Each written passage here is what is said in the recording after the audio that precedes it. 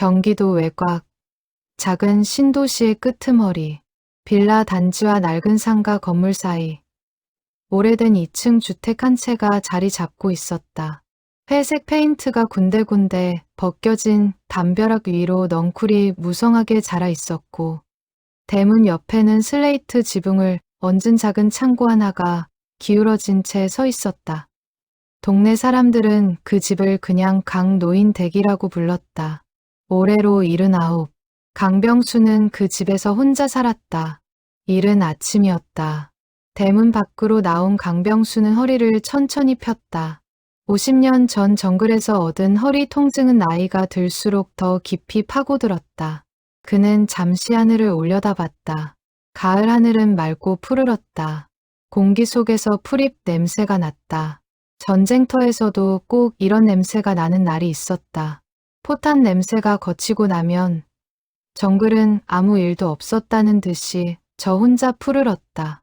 그는 오른손으로 천천히 주머니를 더듬었다. 거기에는 접힌 편지 한 장이 있었다. 편지지는 너무 오래 접혔다 펴졌다를 반복한 나머지 종이가 아니라 헝겊처럼 느껴졌다. 접힌 선을 따라 종이가 거의 끊어질 지경이었다. 강병수는 그것을 꺼내지 않았다. 그냥 손가락 끝으로 감촉만 확인했다. 50년 동안 그가 해온 아침 의식이었다. 편지는 1973년 베트남 꽝남성 어느 이름 없는 마을에서 쓰인 것이었다. 쓴 사람은 강병수가 아니었다.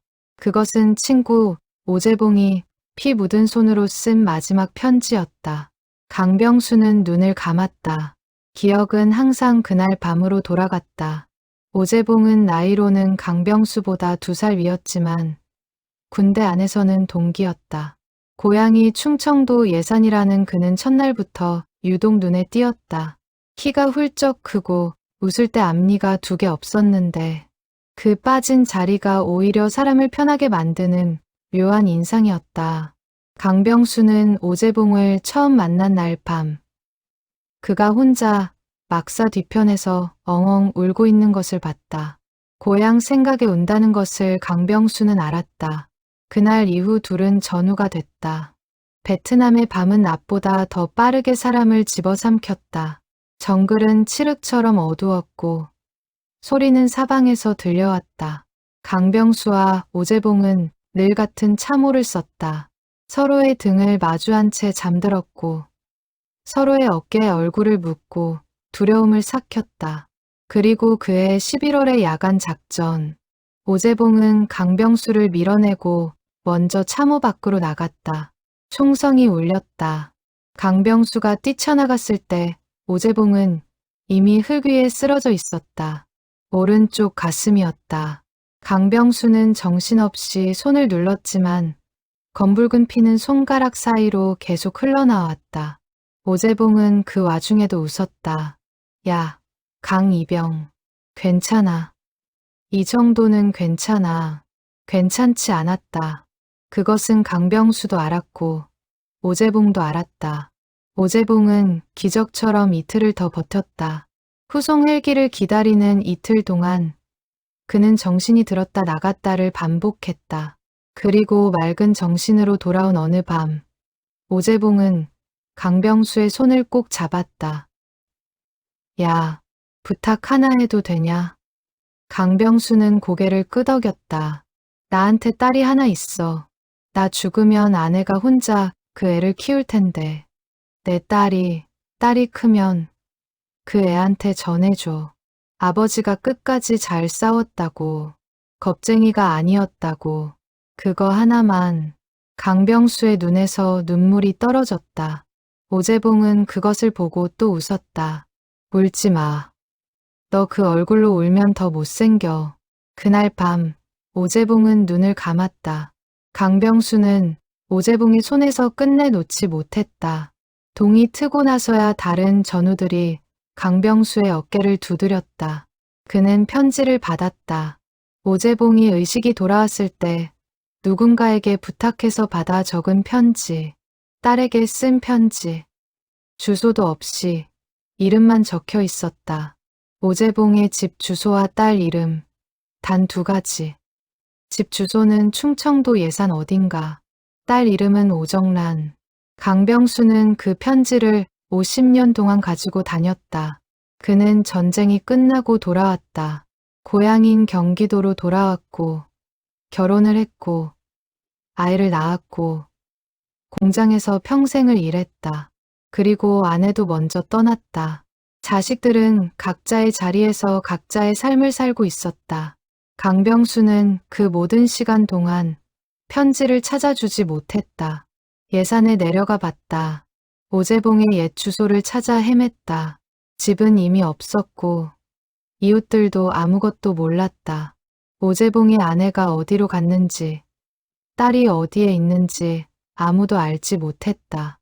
강병수는 거기서 그냥 발길을 돌렸다. 그때는 아직 젊었고 생활이 바빴고 조금만 더 있으면 찾을 수 있을 거라고 생각했다. 그 조금이 50년이 됐다. 강병수는 눈을 뜨고 편지를 바라봤다. 이제 그는 79이었다. 무릎은 성치 않았다. 허리도 구부러졌다. 하지만 정신만큼은 아직 맑았다. 그리고 그는 이제 결심했다. 더 이상 미룰 수가 없었다. 시간이 없다는 것을 몸이 알고 있었다. 그는 다시 한번 편지를 품속에 넣었다. 재봉아, 이번에는 꼭 찾는다. 낮고 굵은 목소리가 아침 공기 속으로 퍼져나갔다. 담벼락 위의 넝쿨이 바람에 잠깐 흔들렸다가 멈췄다. 강병수는 천천히 걷기 시작했다. 오래된 군인처럼, 아직 무너지지 않은 사람처럼. 그리고 옆집 앞을 지나쳤다. 옆집에는 작은 미용실 간판이 걸려 있었다. 소담 헤어라고 쓰인 흰 바탕의 간판. 아직 문은 열리지 않은 시간이었다. 강병수는 그 앞을 지나쳐 걸었다. 오늘도 아무것도 모른 채로. 강병수가 처음 찾아간 곳은 가까운 지역 주민센터였다. 창구 앞에 앉아서 그는 담당 직원에게 말했다. 50년 전에 돌아가신 분의 가족을 찾고 싶다고. 베트남 참전 용사였고 이름은 오재봉, 고향은 충청남도 예산이었다고. 혹시 관련 자료를 찾을 수 있겠냐고. 직원은 젊은 여자였다. 그녀는 강병수의 말을 듣고 잠깐 눈을 깜박였다. 어르신, 그건 저희가 직접 조회하기 어렵습니다. 국가보훈처 쪽에 문의하시는 게 더 빠를 것 같아요.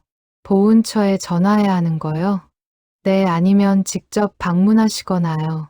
참전 용사 유가족 관련 자료는 그쪽에서 관리합니다. 강병수는 고개를 끄덕이고 자리에서 일어섰다. 무릎이 욱신거렸다. 그는 창구 앞 의자를 한 손으로 잡고 천천히 몸을 일으켰다. 직원이 잠깐 손을 내밀다가 멈췄다. 노인이 그런 배려를 원하지 않는다는 것을 아는 눈치였다. 강병수는 밖으로 나왔다. 하늘은 여전히 맑았다. 그는 입술을 꽉 물었다. 어렵지 않다고 생각했다. 50년 전에도 찾으러 다녔던 사람이다. 지금이라고 못할 건 없었다. 다음 날 그는 보훈처에 전화를 걸었다. 길게 연결음이 울렸다. 상담원이 연결됐다. 강병수는 차분하게 설명했다. 베트남 참전 용사 오재봉, 1973년 전사, 유가족을 찾고 싶다. 편지를 전해줘야 한다. 상담원은 잠시 대기를 요청했다가 다시 나왔다. 어르신, 전사자 유가족 정보는 개인정보 보호 문제로 저희가 직접 알려드리기 어렵습니다. 다만 유가족 분들이 직접 등록하신 경우에 한해서 연결을 도와드릴 수 있는 절차가 있습니다. 그분 유가족이 등록되어 있는지는 확인이 필요합니다. 확인해 줄 수 있습니까? 전사자 성함과 생몰 시기를 알려주시면 확인해 드릴게요. 강병수는 알고 있는 정보를 모두 불렀다. 상담원은 잠시 타이핑 소리를 냈다. 그리고 나서 조용해졌다. 어르신, 죄송한데요. 해당 전사자 이름으로는 등록된 유가족 정보가 없습니다. 강병수는 잠깐 말이 없었다. 그럼 어떻게 하면 됩니까? 지역 참전 용사 동호회나 전쟁기념관의 자료실을 이용하시면 더 많은 자료를 찾으실 수 있을 겁니다. 또는 해당 지역 향토사 기록물을 확인하시는 방법도 있고요. 감사합니다. 그는 전화를 끊었다. 거실 창문으로 햇살이 기울어져 들어왔다. 강병수는 한동안 전화기를 손에 쥔 채로 앉아 있었다. 예상한 일이었다. 처음부터 쉬울 거라고 생각하지 않았다. 다만 이제는 몸이 예전 같지 않다는 것이 문제였다. 그래도 그는 다음 날 서울 용산에 있는 전쟁기념관을 찾아갔다. 전쟁기념관 자료실은 평일 오전이라 그런지 한산했다. 자원봉사 안내 직원이 강병수를 도왔다. 베트남전 전사자 명부를 찾아봤다. 오재봉이라는 이름은 있었다. 1973년 11월 전사, 소속 부대와 전사 지역이 기록되어 있었다. 하지만 유가족 정보는 없었다. 주소지는 충청남도 예산군 내의 어느리 라고만 적혀 있었다. 이 동네를 직접 찾아가 보셔야 할 것 같습니다. 봉사 직원이 말했다. 네, 알겠습니다. 강병수는 기록을 손수 수첩에 옮겨 적었다. 굵고 힘있는 글씨였다. 나이와 어울리지 않는 글씨체였다. 군대에서 배운 단정함이 몸에 배어 있었다. 그는 자료실을 나오면서 멈췄다. 입구 근처에 베트남 참전 전사자 사진들이 전시된 코너가 있었다. 50년 전 전쟁에서 돌아오지 못한 젊은이들의 얼굴이 액자에 담겨 벽에 걸려 있었다. 흑백 사진들, 제복을 입고 찍은 사진들, 대부분 20살 안팎이었다. 강병수는 그 사진들을 한참 보았다. 그리고 오재봉을 찾았다. 액자 속의 오재봉은 21살이었다. 앞니 2개가 빠진 웃음. 정글에서 강병수가 매일 봤던 그 얼굴. 강병수의 눈이 흔들렸다. 그는 주먹을 꽉 쥐었다. 유리창 안에 사진을 대고 나지막이 말했다. 기다려. 꼭 찾는다. 말이 입 밖으로 나오는 순간 그의 눈에서 눈물 한 방울이 떨어졌다. 강병수는 빠르게 소매로 눈가를 닦았다. 주변에 사람이 없는 것을 확인하고 나서야 숨을 내쉬었다. 오래 참아온 사람의 숨.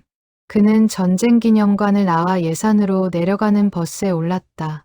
버스 창밖으로 가을 들판이 펼쳐졌다. 노란 들녘.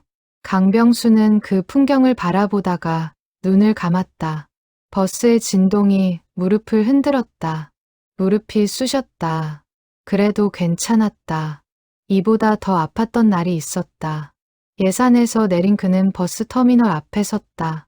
낯선 도시였다. 50년 전에도 왔던 곳이지만 그때와는 완전히 달라진 거리였다. 오재봉이 살았다는 마을 이름을 수첩에서 찾아 읽었다. 택시를 탔다. 기사가 물었다. 어디 가십니까? 강병수는 마을 이름을 말했다. 기사는 고개를 갸우뚱했다. 거기는 지금 많이 허물어졌을 텐데요. 재개발이 좀 됐거든요. 그래도 괜찮습니다. 한번 가봐야겠습니다. 택시는 논두렁 사이 좁은 길을 달렸다. 강병수는 창문을 조금 열었다. 흙냄새가 들어왔다. 정글 냄새는 아니었다. 하지만 대지의 냄새는 어디서나 비슷했다. 그 냄새가 오재봉을 떠올리게 했다. 마을에 도착했을 때 택시 기사 말대로 옛집들은 거의 사라지고 없었다. 남아있는 것은 낡은 마을회관과 경로당 건물 하나, 그리고 몇 채의 빈집뿐이었다. 강병수는 경로당 문을 두드렸다. 경로당 안에는 노인 서너시 앉아 있었다. 텔레비전 소리가 크게 울렸다. 강병수가 문을 열고 들어서자 사람들이 일제히 고개를 돌렸다. 낯선 얼굴이라는 것을 단번에 알아봤다. 작은 마을은 그런 곳이었다. 실례합니다. 강병수는 고개를 숙였다. 자리에 앉아있던 남자 어른 한 분이 눈을 가늘게 떴다. 어디서 오셨어? 경기도에서 왔습니다. 여기서 오래전에 사셨던 분을 찾고 있습니다. 누구를? 오재봉이라는 분입니다. 베트남 전쟁에서 돌아가셨는데 그분 가족을 찾고 있습니다. 잠시 침묵이 흘렀다. 경로당 안의 공기가 달라졌다. 노인들이 서로 눈짓을 교환했다. 그리고 가장 나이 든 것으로 보이는 할머니 한 분이 천천히 입을 열었다. 오재봉, 오씨 집 아들. 강병수의 심장이 뛰었다. 그렇습니다. 혹시 아십니까? 할머니는 한동안 천장을 바라보며 기억을 더듬었다. 그러다가 고개를 끄덕였다. 알지. 그 집 아들 전쟁 나가서 죽었다는 말 들었어. 그때 우리가 한창 젊을 때지. 어머니는 그 충격에 몇 년 못 살고 돌아가셨다고 했는데 아내는요? 오재봉 씨의 아내와 딸은 어디에 있는지 아십니까? 할머니는 눈썹을 찌푸렸다. 그 아내, 오 씨 아들이 결혼을 했나? 전쟁 나가기 전에? 네, 군에 가기 전에 결혼해서 딸도 있었다고 들었습니다. 그런 얘기는 못 들었는데, 내가 알기로는 혼자였는데. 강병수는 당황했다. 그러나 포기하지 않았다. 혹시 오 씨 집 친척분들이 아직 이 동네에 계십니까? 오래전에 다 떠났어.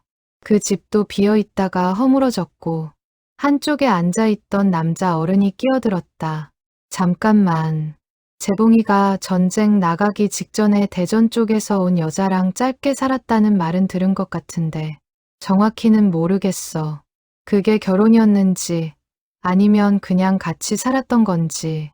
강병수는 수첩을 꺼내 메모했다. 대전 쪽이요? 그렇다고 들었는데 확실하지는 않아. 재봉이 엄마한테서 들은 얘기라서. 그 어른도 돌아가셨으니 확인할 방법이 없지. 강병수는 경로당을 나왔다. 그는 마을 어귀에 서서 한동안 서쪽 하늘을 바라봤다. 구름이 천천히 흘러갔다. 실마리를 잡은 것인지 아닌지 알 수 없었다. 대전 쪽이라는 말은 너무 막연했다.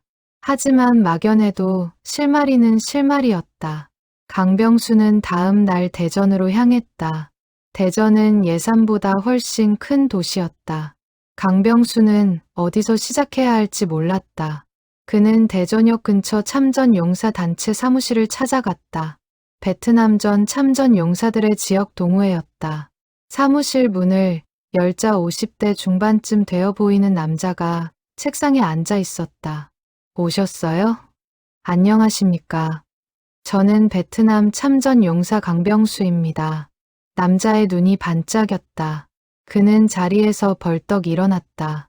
어서 오세요. 선배님, 앉으세요. 강병수는 자리에 앉아 사정을 설명했다. 전우 오재봉. 전사. 유가족.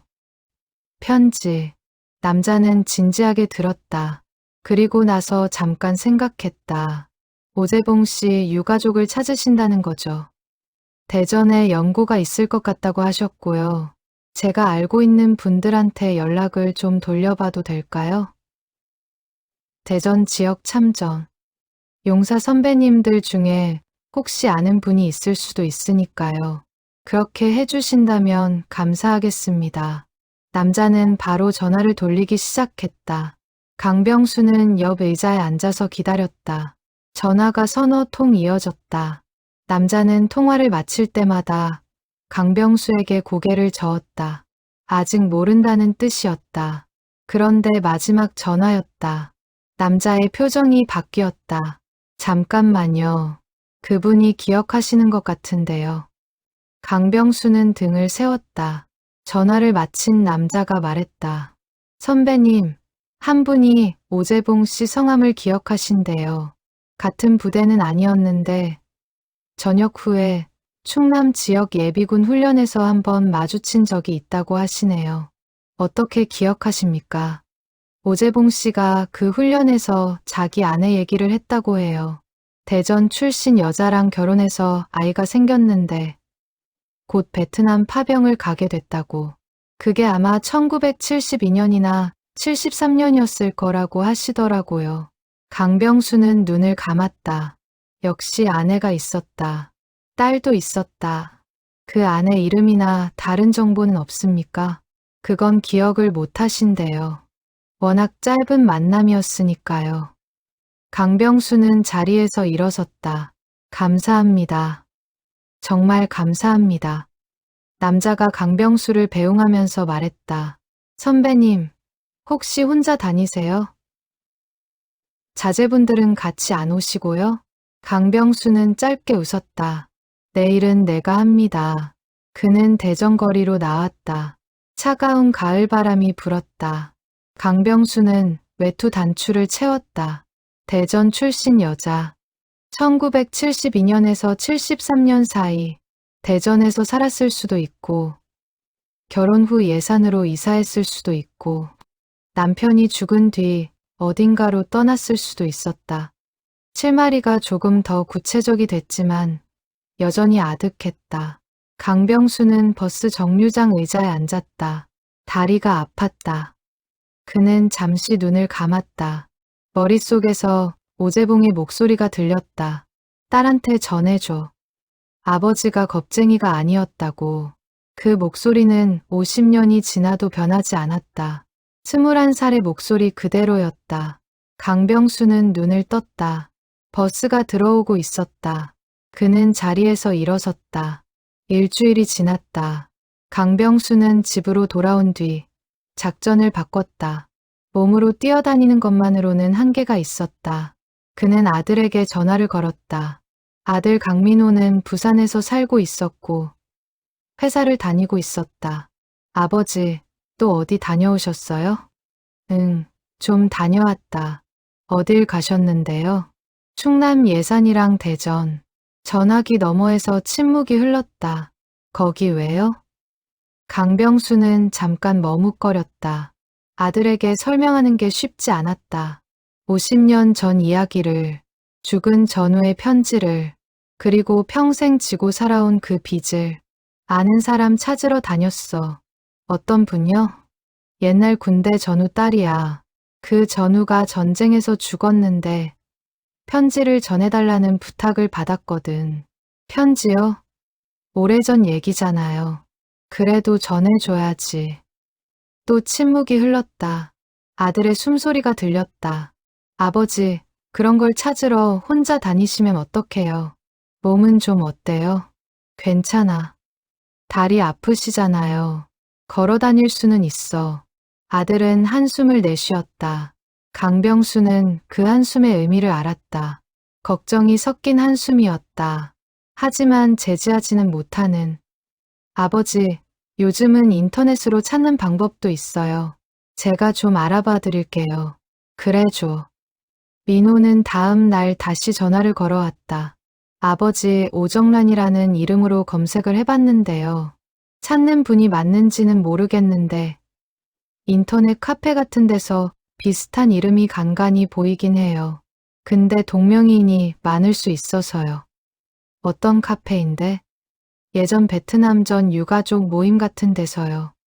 혹시 아버지 전후분 이름 적혀 있는 게 있나 해서 찾아봤는데 거기서 오정란이라는 분이 아버지를 찾는다는 글을 올린 적이 있더라고요. 강병수의 심장이 멈추는 것 같았다. 뭐라고? 나를? 아니, 아버지를 찾는 게 아니라요. 오재봉이라는 분의 전우를 찾는다고 올린 글이요. 한 5년 전이에요. 5년 전. 강병수는 입술이 굳었다. 그 여자도 찾고 있었던 것이다. 강병수가 편지를 찾아다니는 동안 오재봉의 딸도 아버지의 전우를 찾고 있었다. 그 글에 연락처는 있어. 글 자체는 오래됐고 카페가 지금은 거의 활동이 없어요. 근데 아이디가 있으니까 쪽지를 보내보면 어떨까요? 그게 가능하냐? 제가 해드릴게요. 강민호가 쪽지를 보냈다. 내용은 강병수가 불러준 그대로였다. 오재봉의 전후 강병수가 전달해야 할 편지가 있다. 혹시 오정란 씨가 맞으신다면 연락 주시기 바란다. 아버지의 이야기를 들려드릴 수 있다. 일주일이 지났다. 답이 없었다. 강병수는 실망하지 않았다. 오래된 카페에 활동도 없는 계정이었다. 확인을 안 하는 것일 수도 있었다. 그는 다른 방법을 찾기 시작했다. 수소문을 했다. 아는 사람의 아는 사람, 충남 지역 참전 용사 모임. 그쪽에서 오재봉의 이름을 아는 사람이 있을지도 몰랐다. 강병수는 참전 용사 전국 모임이 있다는 것을 알게 됐다. 매년 가을 서울에서 열리는 행사였다. 그는 모임에 참석했다. 서울 시내 큰 행사장에서 열린 모임이었다. 나이 든 참전 용사들이 자리를 가득 채웠다. 강병수는 거기서 같은 부대 출신 몇 명과 마주쳤다. 50년 만이었다. 얼굴은 주름으로 덮였지만 눈빛만큼은 그대로였다. 강이병. 한 남자가 소리쳤다. 강병수는 그 목소리에 몸이 굳었다. 그리고 돌아봤다. 임장수였다. 같은 중대에서 복무했던 전후. 고향은 전라도 순천이었고 말이 느린 대신 믿음직했다. 두 사람은 악수 대신 서로의 어깨를 두드렸다. 살아있었어? 살아있었어. 짧은 인사였지만 그 말에 모든 것이 담겨 있었다. 임장수는 지금 경남에서 살고 있었다. 건강은 강병수보다 나았다. 같이 식사를 하면서 강병수는 오재봉 얘기를 꺼냈다. 재봉이 딸을 찾고 있어. 임장수는 젓가락을 내려놓았다. 그래? 얼마나 됐어? 찾으러 다닌 게. 이번엔 한두 달 됐어. 사실 50년 동안 마음에 걸렸는데 이번에 제대로 찾으러 다니기로 했어. 임장수는 고개를 끄덕였다. 재봉이 딸이 오정란이지? 강병수는 눈이 커졌다. 알아? 몇 년 전에 어떤 카페에서 글 올린 거 봤어. 아버지 전우를 찾는다고. 내가 댓글 달았는데 그 뒤로 연락이 없더라고. 혹시 그 카페 잠깐 들어가 봤나? 그게 너였어? 나는 오재봉이를 부대에서 직접 본 건 아니고 너한테서 들은 거니까. 그래서 나는 잘 모른다고 했지. 내 얘기를 했는데 그 뒤로 연락이 없었어. 강병수는 잠시 말이 없었다. 오정란. 그 여자도 아버지를 찾고 있었다. 아버지의 전우를 찾고 있었다. 그리고 강병수와 엇갈렸다. 마지막으로 그 글을 올린 게 언제야? 5년 전쯤이지 않나. 그 이후로 글이 없더라고. 5년. 5년 전에 오정란은 포기한 걸까? 아니면 아직도 찾고 있는 걸까? 강병수는 다시 수첩을 꺼냈다. 강병수는 집으로 돌아왔다. 참전 용사 모임을 마치고 돌아오는 길은 멀었다. 버스를 2번 갈아타야 했고 마지막 버스에서 내린 뒤에는 300m를 걸어야 했다. 300m가 그날따라 유독 길었다. 무릎이 욱신거렸고 왼쪽 발목도 부어오른 느낌이었다. 그래도 강병수는 멈추지 않았다. 집 앞 골목에 들어섰을 때 옆집 미용실에 불이 켜져 있었다. 저녁 6시가 넘은 시각이었다.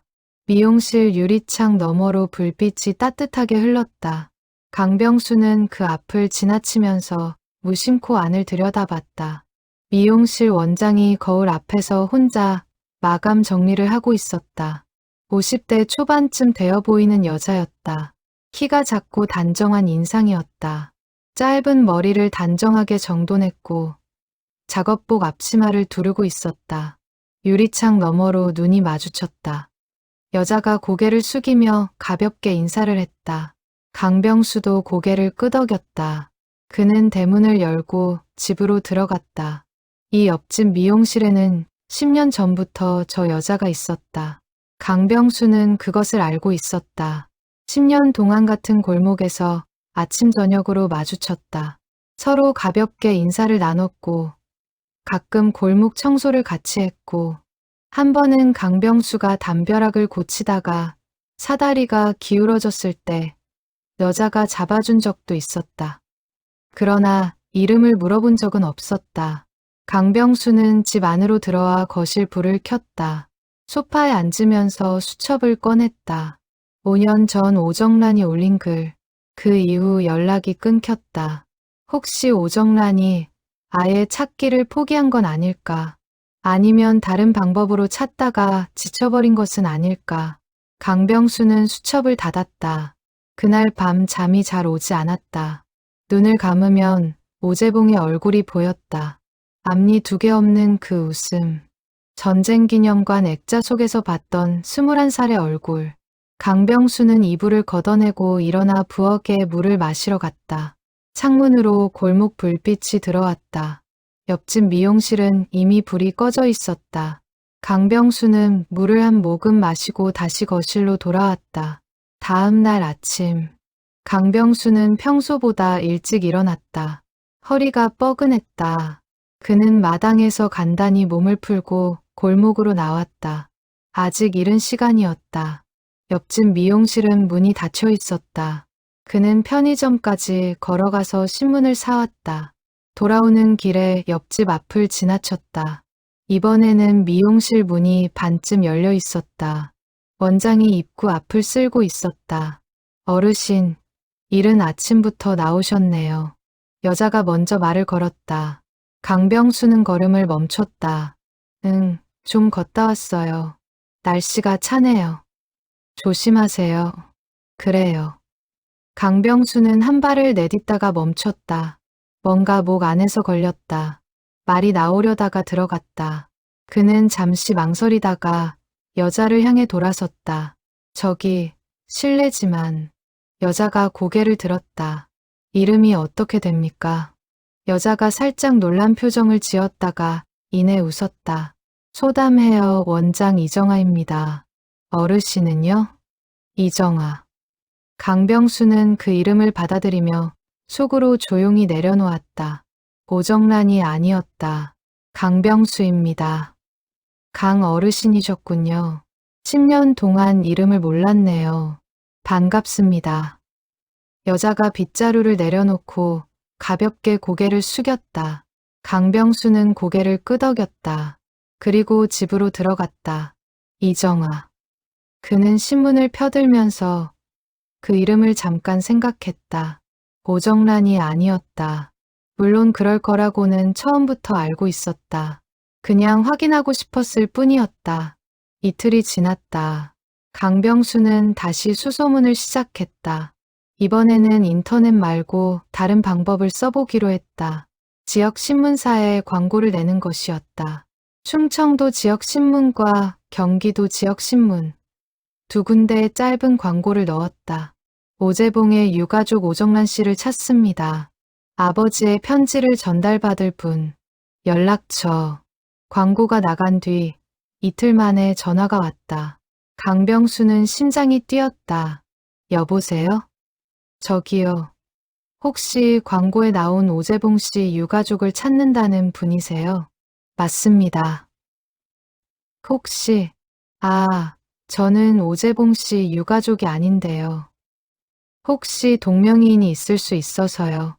제가 아는 오재봉이라는 분은 여기 경남에 살고 계신 분인데 혹시 그분이 아닌지 해서요. 강병수는 나지막이 숨을 내쉬었다. 아닙니다. 제가 찾는 분은 베트남에서 전사하셨습니다. 감사합니다. 전화를 끊었다. 강병수는 소파 등받이에 몸을 기댔다. 천장을 올려다봤다. 거무스름한 천장. 아내가 살아있을 때는 깔끔했던 집이 이제는 여기저기 먼지가 쌓였다. 강병수는 그런 것에 무심했다.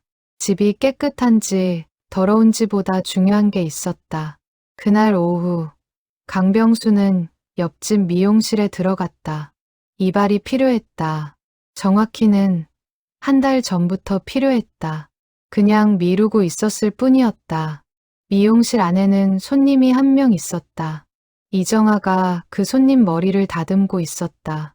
강병수가 들어서자 이정아가 거울 너머로 눈을 마주쳤다. 어르신 오셨어요. 잠깐 기다려주세요. 천천히 해요.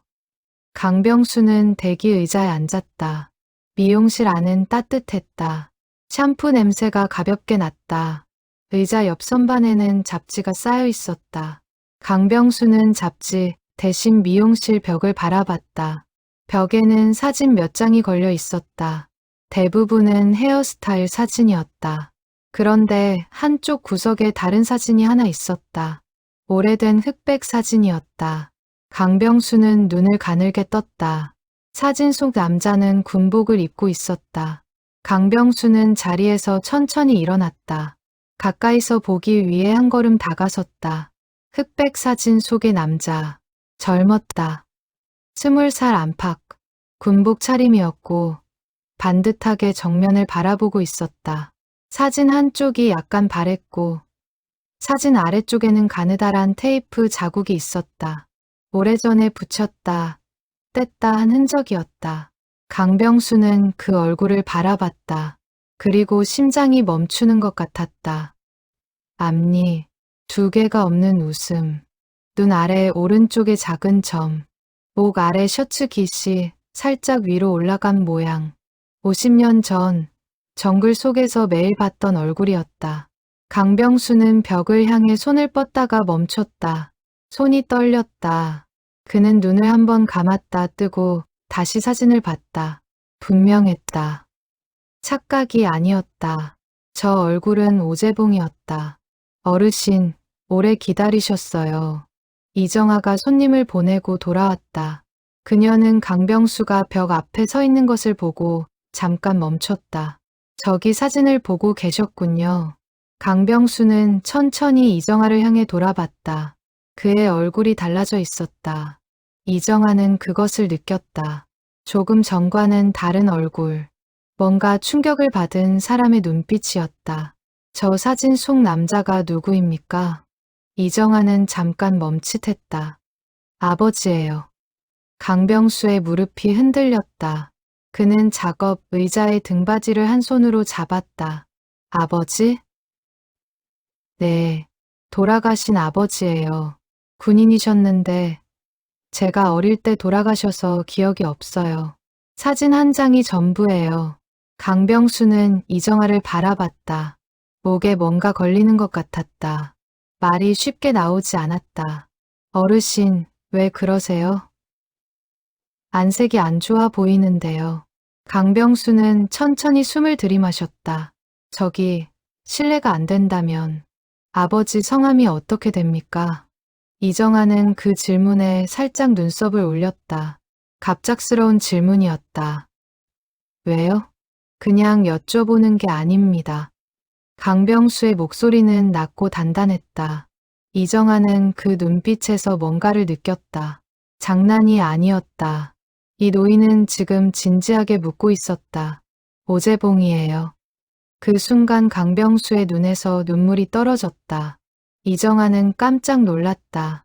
강병수는 눈물을 닦으려 하지 않았다. 그냥 서서 흘렸다.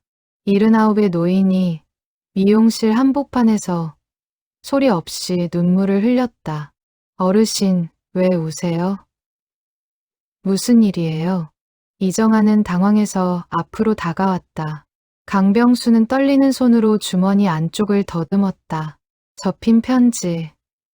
50년 동안 품 안에 있었던 편지. 그는 그것을 꺼냈다. 흰 봉투 하나였다. 아니, 이미 봉투는 오래전에 없어졌다. 그것은 그냥 접힌 편지지였다. 여러 번 접혔다. 펴진 탓에 종이가 낡아 얇아졌다. 종이 위에 얼룩이 있었다. 피 얼룩은 아니었다. 오랜 세월에 먹은 때와 습기의 흔적이었다.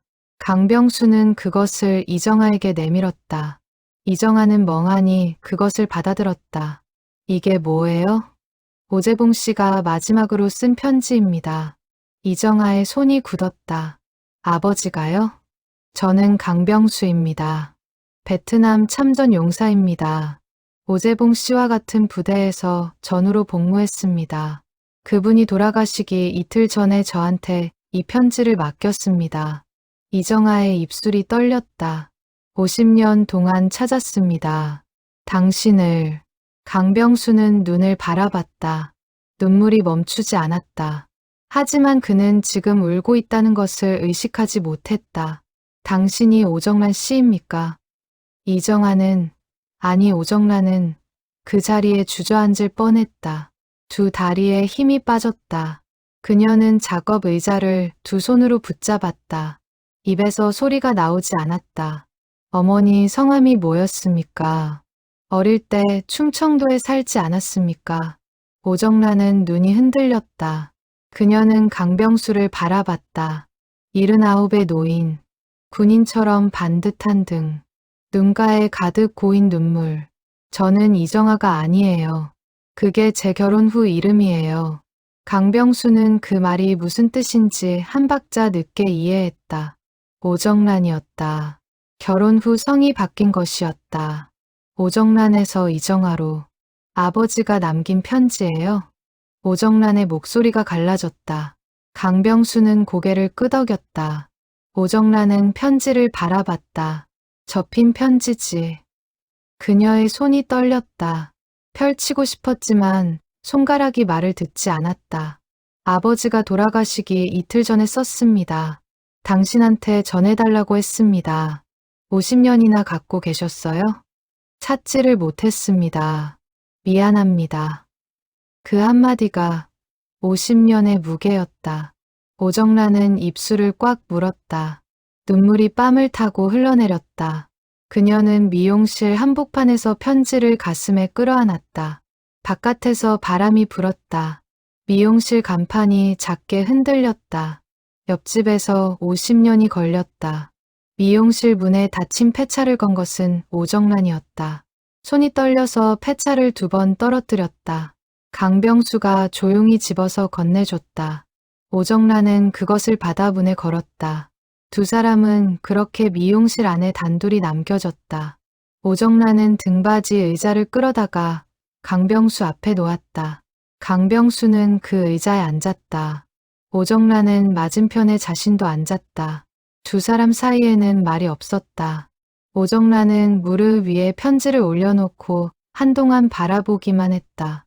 강병수는 그것을 지켜봤다. 서두르지 않았다.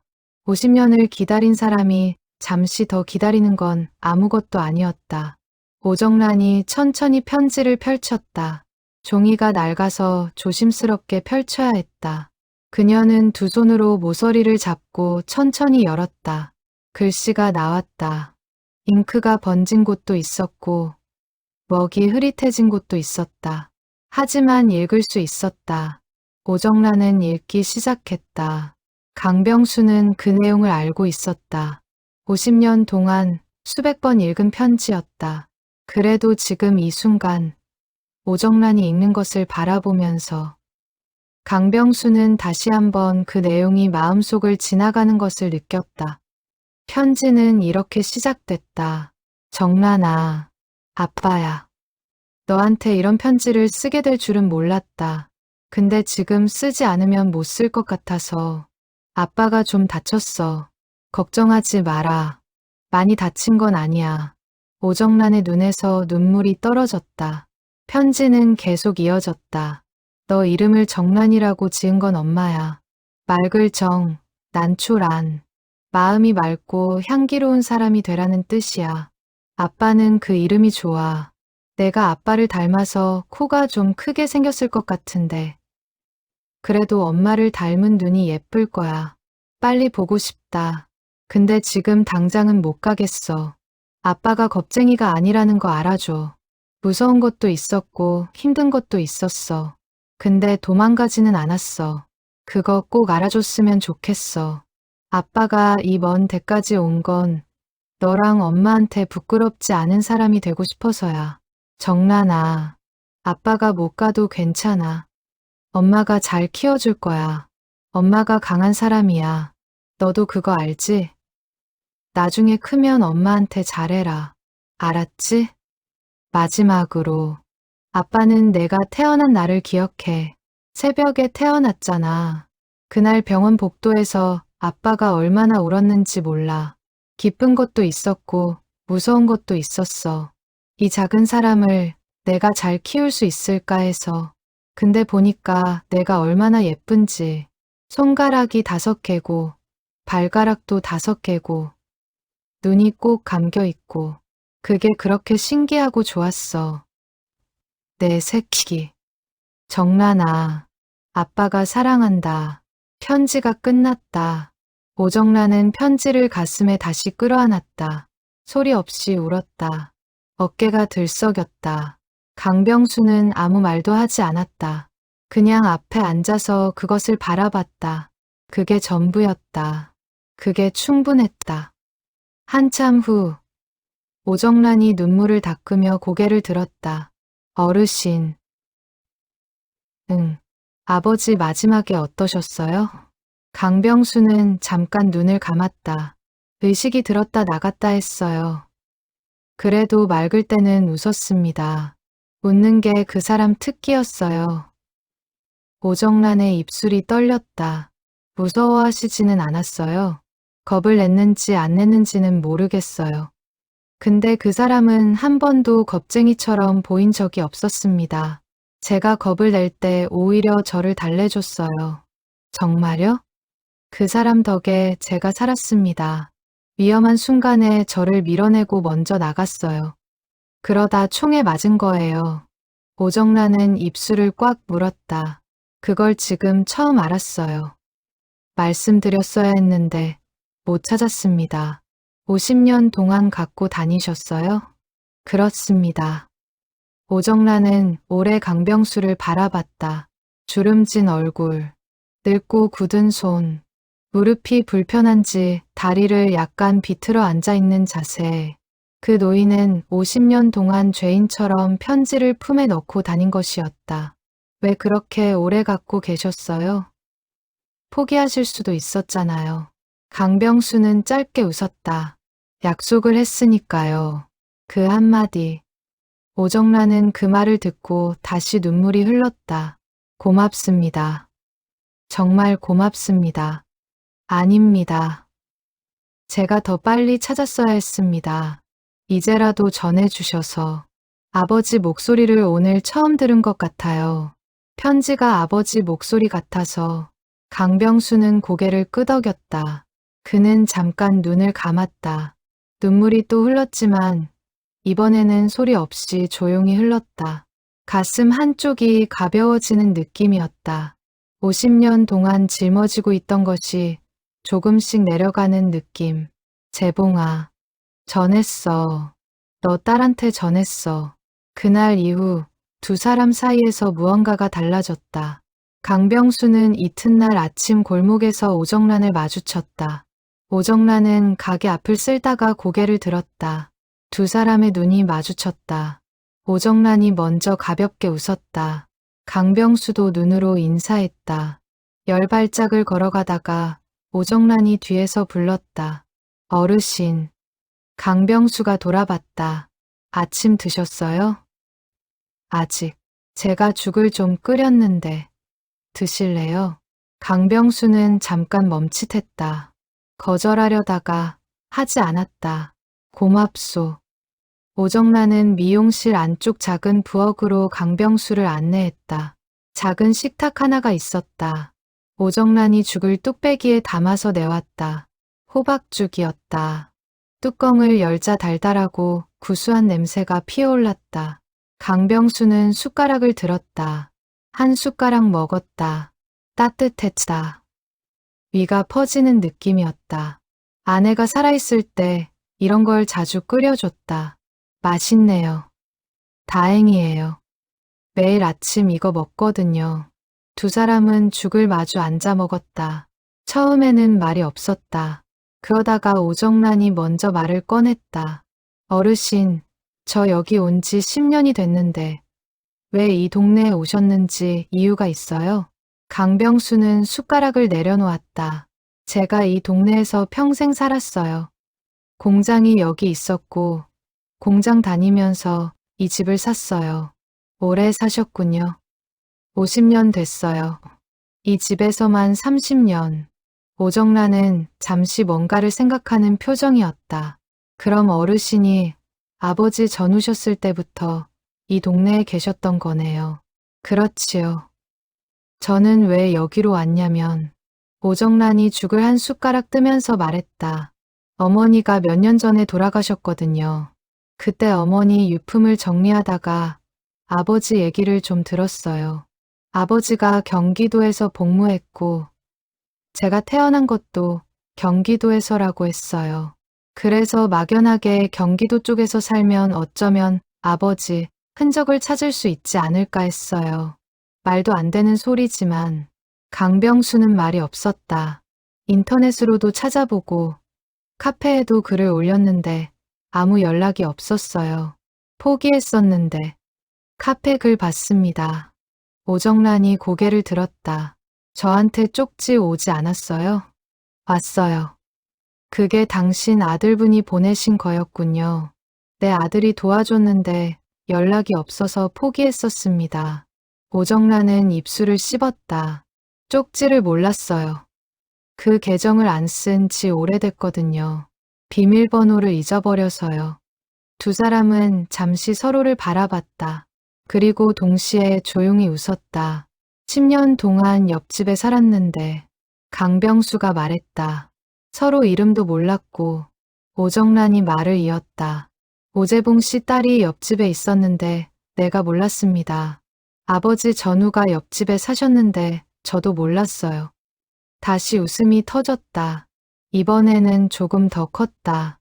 강병수는 주름진 눈을 더 주름지게 하면서 웃었다. 오정란도 눈물이 맺히면서 웃었다. 슬픔과 웃음이 같은 자리에 있었다. 그날 오후 강병수는 집으로 돌아와서 아들 민호에게 전화를 걸었다. 아버지, 어떻게 됐어요? 찾았어. 정말요? 오정란 씨를요? 응, 바로 옆집이었어. 전화기 너머에서 긴 침묵이 흘렀다. 옆집이요? 소담해요. 옆집 미용실. 아버지, 그 미용실 10년이 됐잖아요. 옆집에 있었다고요? 그래. 민호의 숨소리가 떨렸다. 어머, 아버지. 편지 전했어. 오늘 아버지 어떠셨어요? 강병수는 창문을 바라봤다. 저녁 해가 기울고 있었다. 골목 건너편 건물 위로 주황빛 하늘이 펼쳐졌다. 오정란의 미용실 간판이 그 빛을 받아 반짝였다. 개운하다. 개운하세요? 50년 동안 등에 지고 있던 걸 내려놓은 것 같아. 민호는 한참 아무 말도 못했다. 그러다가 낮은 목소리로 말했다. 수고하셨어요. 아버지. 수고는 이제 됐어. 전화를 끄는 강병수는 한동안 창문 밖을 바라봤다. 재봉아, 이제 됐어. 그 말이 마음속에서 메아리 쳤다. 50년 만에 짐을 내려놓은 사람의 저녁은 오래간만에 조용했다. 강병수는 그날 밤 일찍 잠이 들었다. 꿈을 꿨다. 정글이 나왔다. 그런데 꿈속의 정글은 어둡지 않았다. 빛이 들어왔다. 나무 사이로 햇살이 쏟아졌다. 오재봉이 거기 서 있었다. 앞니 2개 없는 웃음으로 그냥 웃고 있었다. 말은 없었다. 그냥 웃었다. 강병수는 꿈속에서 웃었다. 그 이후로 한 달이 흘렀다. 두 사람은 매일 아침 골목에서 마주쳤다. 말수가 많아진 것은 아니었다. 그래도 전과는 달랐다. 이제 서로의 이름을 불렀다. 강 어르신, 원장님. 그것만으로도 충분했다. 오정란은 어느 날 강병수에게 물었다. 어르신, 아버지에 대해서 더 얘기해 주실 수 있어요? 강병수는 그 질문을 기다렸던 것 같았다. 그럽시다. 두 사람은 강병수의 집 마루에 앉았다. 늦가을 햇살이 마루 위로 낮게 들어왔다. 오정란이 차를 끓여왔다. 강병수는 차를 한 모금 마시고 오재봉 얘기를 시작했다. 처음 만난 날부터였다. 훈련소 첫날 밤. 막사 뒤에서 울고 있던 오재봉. 고향 생각에 운다는 것을 알면서도 강병수가 아무 말 않고 옆에 앉아줬던 것. 그 이후 둘이 친해진 것.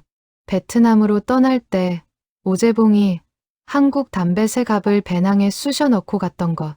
현지에 도착해서 담배 한 개비를 강병수에게 건네며 이거 다 피울 때까지 살아야 된다고 했던 것. 오정란은 눈물을 훔치면서 웃었다. 아버지가 담배를 피우셨어요?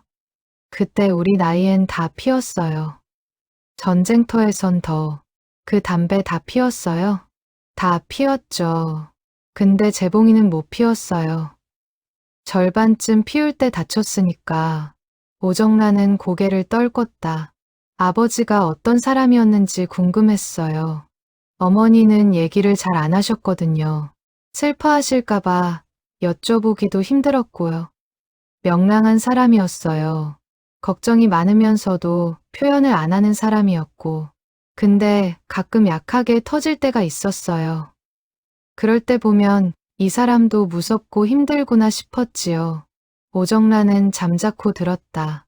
한 번은 작전이 끝나고 돌아오는 길에 재봉이가 저한테 그러더라고요. 집에 가면 뭐 먹고 싶냐고. 저는 된장찌개라고 했고, 재봉이는 어머니가 끓여주는 시래기국이라고 했어요. 근데 표정이 그때 좀 달랐어요. 눈이 멀리 있었어요. 아마 집 생각을 했던 것 같아요. 시래기국을 좋아하셨어요? 그랬나 봐요.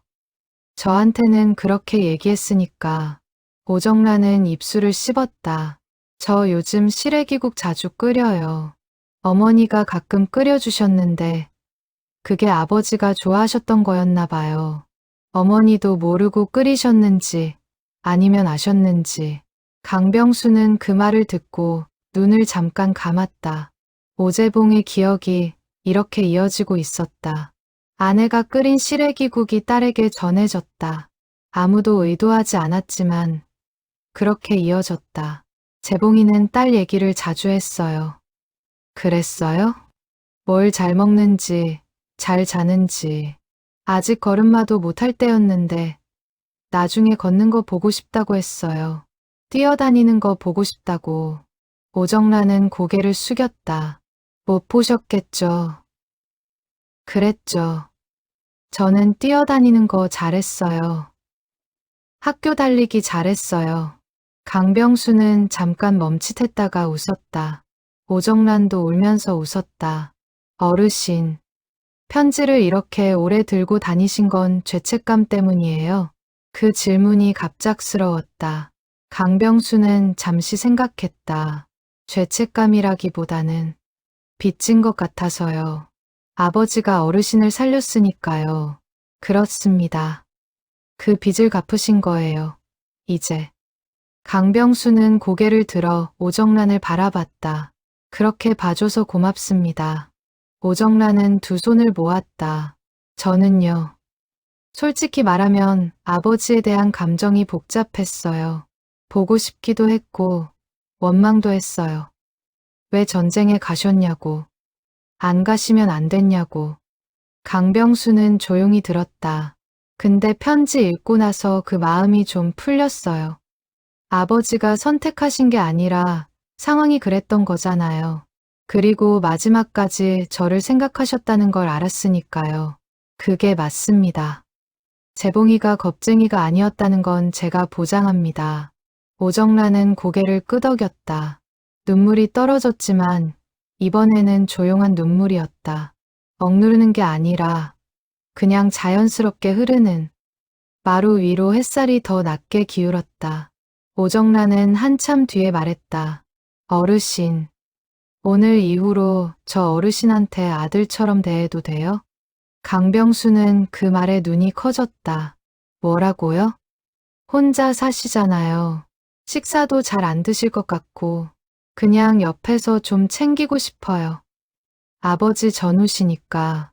강병수는 잠깐 어이없다는 표정을 지었다가 이내 다시 눈가를 찌푸리며 웃었다. 그럼 나는 아버지 대접을 받아야 합니까? 그 정도는 해드려야죠. 강병수는 한동안 말이 없다가 짧게 말했다. 고맙소. 그게 전부였지만 그것으로 충분했다. 겨울이 왔다. 경기도 외곽의 작은 동네에는 첫눈이 내렸다. 그리 많은 눈은 아니었다. 지붕 위에 얇게 쌓이고 골목 바닥에 살짝 깔리는 정도였다. 그래도 세상이 하얗게 덮이는 그 짧은 시간은 어딘가 조용하고 고요했다. 강병수는 이른 아침 대문을 열고 나왔다. 골목에 눈이 쌓여 있었다. 그는 창고에서 빗자루를 꺼내 골목을 쓸기 시작했다. 자신의 집 앞만 쓰는 게 아니라 골목 전체를 쓸었다. 오래된 습관이었다. 옆집 문이 열렸다. 오정란이 나왔다. 외투를 두르고 장갑을 끼고 빗자루를 들고 있었다. 어르신, 제가 할게요. 괜찮아요. 다 했어요. 어르신이 하시면 허리 아프잖아요. 이 정도는 괜찮소. 오정란은 빗자루를 내려놓지 않고 강병수 쪽으로 왔다. 같이 합시다. 두 사람은 나란히 골목을 쓸었다. 말은 없었다. 빗자루 소리만 났다. 눈이 쓸려 옆으로 밀렸다. 새벽 공기가 차가웠지만 몸을 움직이니 금세 따뜻해졌다. 골목을 다 쓸고 나서 두 사람은 강병수 집 대문 앞에 나란히 섰다. 오정란이 말했다. 어르신, 다음 달에 아버지 기일인데요. 그렇군요. 올해는 어르신이랑 같이 가도 될까요? 아버지 산소예요. 부산 국립묘지에 안장되어 계셔서요. 강병수는 그 말을 듣고 잠시 눈을 감았다. 부산 국립묘지. 오재봉이 거기에 있었다. 50년이 지났는데 한 번도 찾아가지 못했다. 찾아가야 한다는 것을 알면서도 유가족을 먼저 찾아야 한다는 생각에 미루고 또 미뤘다. 갑시다. 강병수의 대답은 단호했다. 기일은 11월 중순이었다. 오재봉이 전사한 날과 맞춘 것이었다. 두 사람은 새벽 기차를 탔다. 부산까지 내려가는 기차였다. 기차 안은 조용했다. 이른 아침이라 승객이 많지 않았다. 강병수는 창밖을 바라봤다. 겨울 들판이 지나갔다. 앙상한 나무들이 줄지어 서 있었다. 오정란은 그 옆에서 무릎 위에 가방을 얹고 창밖을 바라봤다. 두 사람은 말없이 나란히 앉아 있었다. 기차가 긴 터널로 들어갔다 나왔다. 빛이 바뀌었다. 오정란이 가방에서 무언가를 꺼냈다. 작은 과자 봉지였다. 강병수 앞에 내밀었다. 드세요. 강병수는 과자를 한 개 집어 먹었다. 달아요. 어르신은 단 거 좋아하세요? 안 싫어해요. 아버지도 단 거 좋아하셨대요. 어머니한테서 들었어요. 강병수는 창밖을 보면서 고개를 끄덕였다. 그랬어요. 전쟁터에서도 사탕 있으면 얼마나 좋아했는지 몰라요. 부산에 도착한 것은 오전이었다. 국립묘지는 언덕 위에 있었다. 하얗고 단정한 비석들이 줄지어 있었다. 두 사람은 묘지 입구에서 걸음을 늦췄다. 오정란이 먼저 안내 지도를 펼쳤다. 오재봉의 묘역 번호는 어머니 기일에 찾아뒀던 것이었다. 비석 앞에 섰을 때 오정란의 눈에서 눈물이 떨어졌다. 비석에는 이름과 생년월일, 전사 날짜가 새겨져 있었다. 오재봉. 일제히 단순한 그 이름. 비석은 하얗고 깨끗했다. 주변에 잡풀 하나 없이 관리되어 있었다. 강병수는 비석 앞에 섰다. 그는 조용히 허리를 폈다. 50년 동안 구부러진 허리였지만 지금 이 순간만큼은 곧게 펴졌다. 재봉아. 목소리가 나왔다. 낮고 굵은 목소리, 떨리는 목소리. 늦었다. 미안하다. 바람이 불었다. 비석 위에 쌓인 작은 눈 먼지가 날렸다. 딸한테 편지 전했다. 오정란이 잘 받았어. 잘 살고 있더라. 엄마를 닮은 눈이 예쁘더라. 내가 보고 싶다고 했던 그 눈. 강병수는 잠시 말을 멈췄다. 나는 이제 얼마나 더 살지 모르겠어. 근데 이제 됐어. 더 이상 빚진 거 없어. 그러니까 너도 편하게 있어. 알았지? 오정란은 두 손을 모아 비석 앞에 절을 했다. 3번. 그리고 일어나서 비석을 두 손으로 닦았다. 살짝 묻은 먼지를 닦아냈다. 그 손길이 조용하고 다정했다. 아버지. 저 잘 있어요. 혼자지만 잘 있어요. 어르신 덕분에 아버지 얼굴 봤어요. 사진으로만 봤는데 이제 아버지 친구한테서 얘기 들었어요. 아버지가 어떻게 웃었는지, 어떻게 울었는지, 어떤 사람이었는지. 눈물이 줄을 이었다. 보고 싶어요. 많이 보고 싶었어요. 근데 이제는 좀 괜찮을 것 같아요. 그 말이 끝나고 나서 묘지는 조용했다. 두 사람은 한참을 비석 앞에 서 있었다. 돌아오는 기차 안에서 강병수는 창밖을 바라보다가 말했다. 재봉이가 살았으면 이런 날이 있었겠지요. 오정란이 고개를 들었다. 무슨 날요? 딸이랑 어디 나들이 가는 날이요. 오정란은 잠깐 말이 없다가 입술을 살짝 올렸다. 그랬겠죠. 내가 대신하기는 어렵지만. 강병수는 창밖을 바라보면서 말을 이었다. 나쁘지 않은 날이에요. 오늘. 오정란은 그 말을 들으며 눈을 감았다. 기차가 달렸다. 창밖으로 겨울 들판이 넓게 펼쳐졌다. 해가 서쪽으로 기울기 시작했다. 주황빛 빛이 들판을 물들였다. 강병수의 주머니 안에는 더 이상 편지가 없었다. 50년 동안 그 자리에 있었던 편지가 이제 없었다. 처음에는 그게 허전할 줄 알았다. 그런데 허전하지 않았다. 오히려 가벼웠다. 품이 가벼워진 대신 마음이 무언가로 채워지는 느낌이었다. 오재봉의 약속은 지켜졌다. 전우의 마지막 약속은 그렇게 50년 만에 완성됐다. 기차는 달렸다. 두 사람은 나란히 창밖을 바라봤다. 말이 없었다.